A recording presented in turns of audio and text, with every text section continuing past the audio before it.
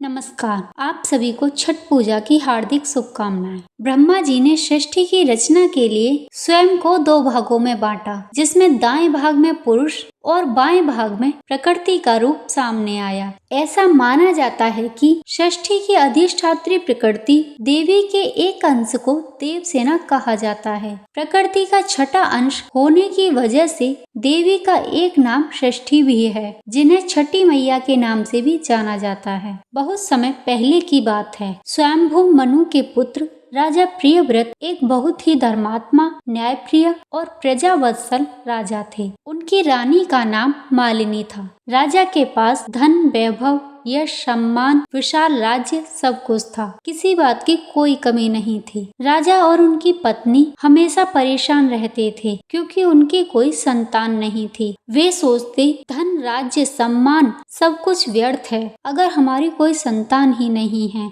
उन्होंने संतान प्राप्ति के लिए बहुत से उपाय किए, लेकिन उन्हें उसका कोई फल नहीं मिला और वे निसंतान ही रहे। एक बार राजा प्रियव्रत और उनकी पत्नी संतान प्राप्ति की कामना के लिए महर्षि कश्यप के पास गए और बोले, हे महर्षि, हमारी कोई संतान नहीं है, कृपया हमें संतान प्राप्ति के लिए कोई उपाय बताइए। राजा प्रियव्रत का दुख सुनने के बाद महर्षि कश्यप ने कहा कि हे राजन, आप पुत्र प्राप्ति के लिए आप पुत्रेष्टि यज्ञ कीजिए, इससे आपको अवश्य ही संतान का सुख मिलेगा। फिर राजा ने बड़े विधि विधान से भव्य यज्ञ का आयोजन किया। महर्षि कश्यप ने यज्ञ में भोग के लिए खीर बनवाने के लिए कहा। यज्ञ पूर्ण होने पर महर्षि कश्यप ने रानी को प्रसाद की खीर खिलाने को कहा। राजा ने अपनी पत्नी को वो खीर खिला दी। उस खीर के प्रभाव से कुछ समय बाद रानी गर्भवती हो गई और 9 महीने बाद रानी ने एक पुत्र को जन्म दिया।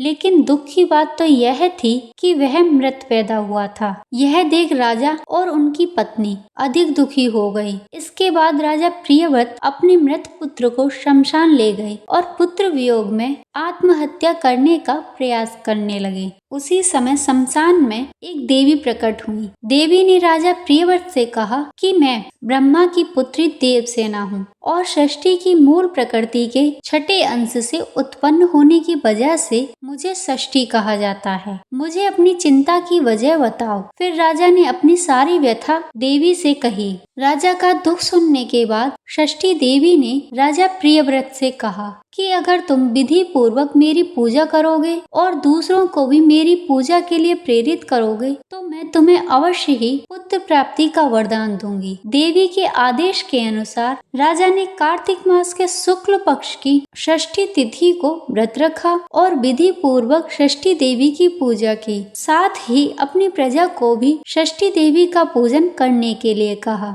षष्ठी देवी की पूजा के फल स्वरूप रानी मालिनी एक बार फिर से गर्भवती हुई और 9वें महीने के बाद उन्हें एक पुत्र रत्न की प्राप्ति हुई। तभी से छठ का पावन पर्व मनाया जाने लगा और छठी मैया की पूजा की जाने लगी। छठी मैया और सूर्य भगवान की एक और पौराणिक कथा इस प्रकार है। प्राचीन काल में एक ब्राह्मण था। वह सूर्य भगवान का परम भक्त था। वह नियमित रूप से रोजाना स्नान करने के बाद सूर्य देव की पूजा करता और कहानी कहता। इसके अलावा ब्राह्मण कोई भी काम नहीं करता था, जिसकी वजह से उसकी कमाई का कोई स्रोत नहीं था। ब्राह्मण घर में रहता तो ब्राह्मणी उसे बार बार धन कमाने के लिए प्रेरित करती और जब वह कहीं बाहर जाता तो पड़ोसी उसे निकम्मा निठल्ला कहकर चिढ़ाया करते।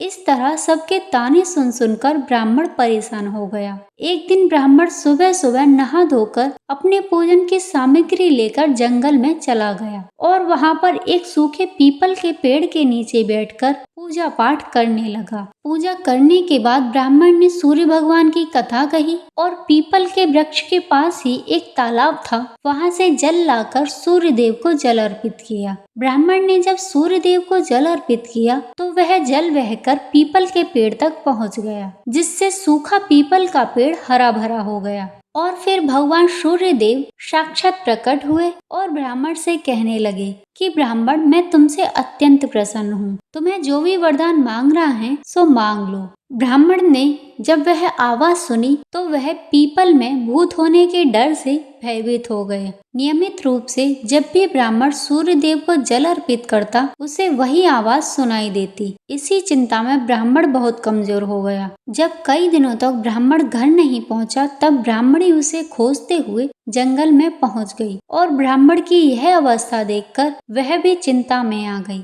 और ब्राह्मण से उसकी चिंता का कारण पूछा। तब ब्राह्मण ने ब्राह्मणी को अपनी चिंता का कारण बताया कि वह जब भी सूर्य देव को जल देता है, उसे एक आवाज सुनाई देती है। ब्राह्मण की सारी बात सुनकर ब्राह्मणी ने कहा कि जब आपके जल चढ़ाने के बाद यह आवाज आती है, तो मुझे लगता है कि सूर्य भगवान स्वयं आते हैं और आपको कुछ देना चाहते हैं। अगर कल भी आपको वही आवाज सुनाई दे तो आप कुछ मांग लेना। तो ब्राह्मण ने कहा कि मैं कैसे और क्या मांगू, मुझे तो कुछ मांगना ही नहीं आता। तब ब्राह्मणी बोली, ज्यादा कुछ नहीं कहना होगा। फिर ब्राह्मण ने कहा कि मैं तो भूल जाऊंगा, तुम मुझे कोई ऐसी तरकीब बताओ जिससे कम शब्दों में ज्यादा मिल जाए। ब्राह्मणी कहने लगी, तुम इस प्रकार से कहना कि 9 खंडे के महल के अंदर सोने के पालने में पर पोते पोतियों को दास दासियों द्वारा खेलते खिलाते हुए अपनी आंखों से देखूं।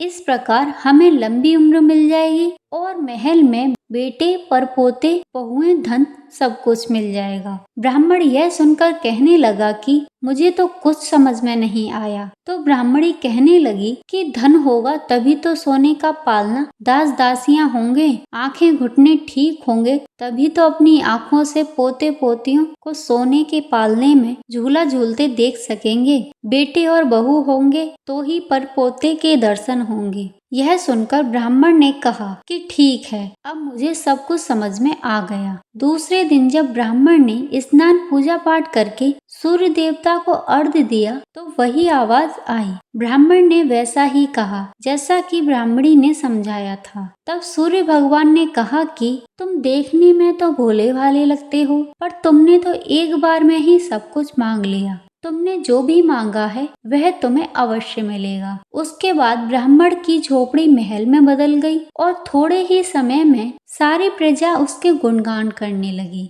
जब यह बात राजा तक पहुंची तो राजा ने सुनकर उस ब्राह्मण को बुलाया और पूछा कि तुम्हारे पास अचानक इतना धन कहाँ से आया। फिर ब्राह्मण ने कहा कि मैंने ना तो चोरी की है और ना ही डाका डाला है, यह सब तो सूर्य भगवान की कृपा से मुझे प्राप्त हुआ है। यह कहकर ब्राह्मण ने सारी बात राजा को बता दी।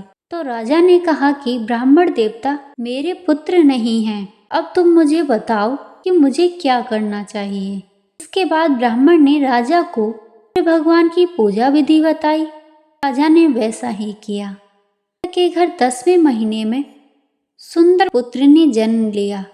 उसी समय से लोग सूर्य भगवान की जय जयकार करने लगे। हे सूर्य देव, जैसे आपने ब्राह्मण और राजा की मनोकामना पूर्ण की, वैसी ही सबकी करें। बोलो सूर्य देव की जय, छठी मैया की जय।